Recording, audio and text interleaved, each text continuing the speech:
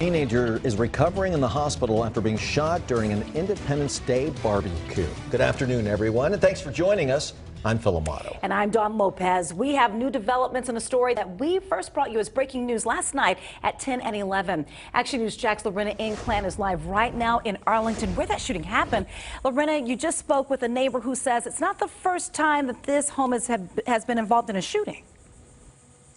That neighbor did not want to be identified because she's concerned for her safety, but she tells me that just last weekend there was a shooting here involving the same home, and she described that shooting as a drive-by. I haven't had the chance to confirm that information with JSO, but I will be reaching out to them in just a few minutes here. Now, the home in question here, we're not zooming into it for the safety of the people who live inside that home, but take a look at the scene video we were able to get yesterday here on Kona Avenue. This is the video that we got there as investigators blocked off that area, and the shooting there happened around 6 last night.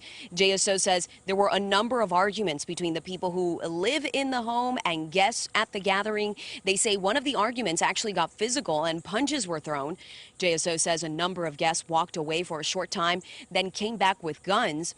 A shootout then broke out, and that's when the 18-year-old, who police described as a resident, was hit in his hand. Now, just a few moments ago, I saw somebody pull into the driveway of the home in question here. I went up to him, I spoke to him. He tells me that it's his sister's home and they're at the hospital right now. I gave them my card in case they want to speak later on. Now, police have not identified the 18-year-old, but we're told that he is in stable condition at the hospital. And one thing that is unclear right now is whether or not the person who was shot is considered a victim or a suspect. JSO had not determined that just yet when we asked them about this last night. Now, coming up next at 5, I'm going to be looking at the data for this neighborhood to see just how many shootings they've seen here. Reporting live in Arlington, Lorena Inclan, CBS 47 Action News Jax.